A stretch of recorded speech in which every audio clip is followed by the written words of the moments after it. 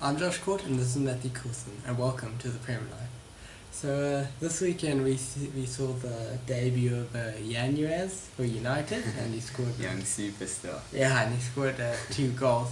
Has a bit of a Makeda look to it, yeah, which at least really draws... feels like it. Yeah, at least draws parallels 2.0. Yeah, draws the parallels to Makeda when he exploded onto the United scene a few years back when he scored his debut goal against Aston Villa to win the game. And now Yanuez came as his debut, young, also about 18, 19, scored his winner against Sunderland. So, we're worried for him that he's gonna, become as Matthew Makeda 2.0. Yeah, for me, it's all about the position. I mean, you're trying to break in at striker. Yeah. You've got Rooney, Van Persie, Welbeck, Chicharito, all in front of you. And don't think now because you scored 1 or 2 goals, sorry, you're now anywhere further up the pecking order. Exactly. Now you've got a super sub reputation. Maybe you'll get a League Cup start. You know what I mean? If you're lucky. It's so difficult to break in, and even if he carries on doing this, still the best he's going to get is a couple of games. Doesn't score. Nice and back into the reserves. You know what I'm saying? So to break in, you look at another example like Lukaku, how good a player he is. Surely, and they're just sending him out on loan.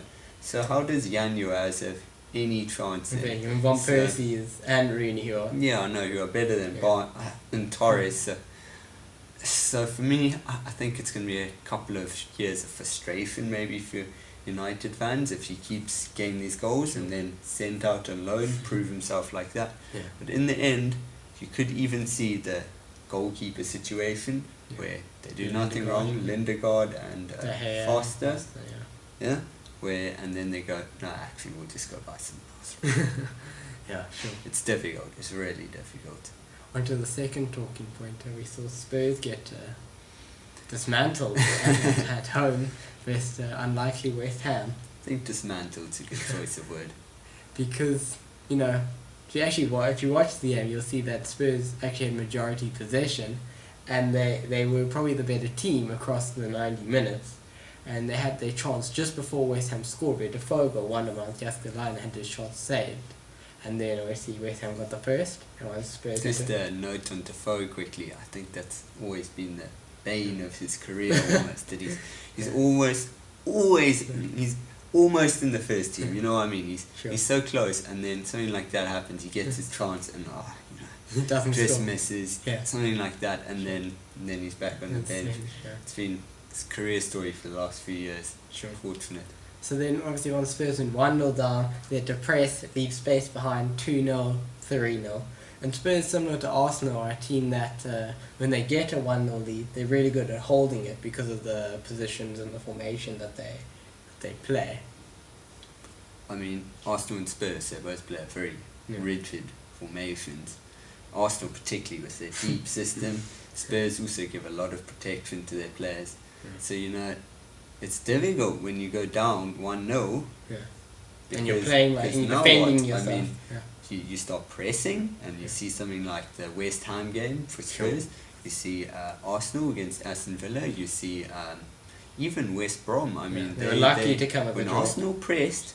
Sure, Arnauka had a good couple of chances and just didn't score, and you could see Arsenal reeling a bit, going. So it's difficult. It's the right thing for them to do, but it's difficult for the fans to accept because they'll just go, why don't you just change the system? It's not as easy as that.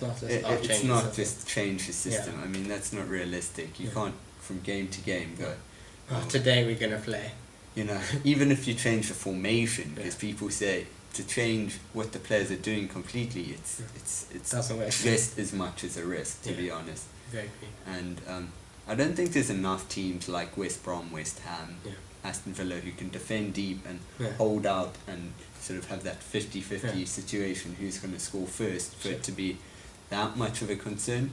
But I think in the end, a more flowing team, someone like Chelsea, City, if they get going this year and get 85 points, I don't think Spurs or Arsenal will be able to match that because there'll be too many games like this along the way. Even United, Liverpool would like to think that they in a similar situation, but Yeah. United, their poor start, you know, I can't see it with Moyes and Liverpool. It's not there yet. So. So the other concern the big difference between the Spurs and an Arsenal is the left midfield position. Arsenal at the moment are playing Cazorla, and they usually play Cazorla. I mean, they're playing Wilshere, and they usually play Cazorla when he's fit. And Spurs at the moment are playing Sigurdsson.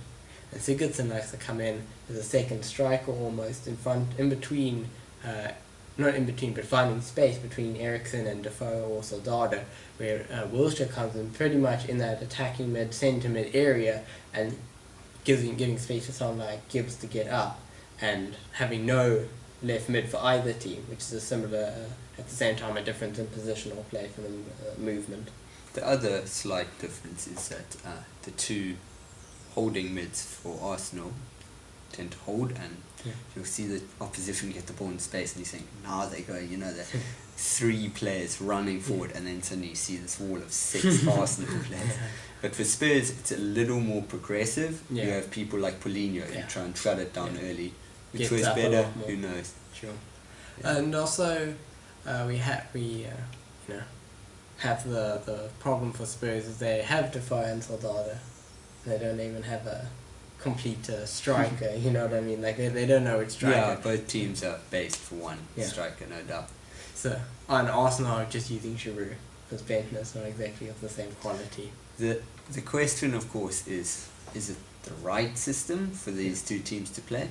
And I think Villas-Boas he's moulded this team to play this formation. He's brought these type of players to play like this. This is how he wants to play. Yeah. You know, so for them, for sure, it's right. And for Arsenal, I'd say too, with their slow defence, with Mertesacker in it, and fullbacks, which maybe Arsenal fans would disagree with me, but you don't. I really struggle to see their fullbacks fending off players without protection, people like Gibbs, who has a tendency to just dive in, fly into those tackles. And so early, which is probably as frustration for Arsenal fans, is that he dives in so high up the field. You know, he doesn't have to dive in at that point. He has time to set himself and say, try beat me in a 1-1. He's got pace on his side, but he dives in early, decides to, and that causes a problem. You get that 3-on-3. I mean, you have Arteta and Flamini covering, but sometimes you still get a 3-on-3 if they are out of position.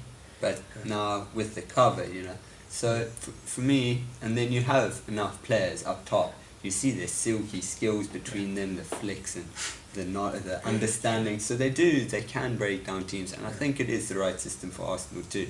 I mean, at the end of the day, fans might go, you know, we could have won the league if we had have gone a bit more attacking, but it's never quite like that. Yeah. Anyway, thanks for watching. If you want to send us a comment, use the hashtag #ThePremLife on Twitter, or send us an email using thepremlife@gmail.com. Cheers.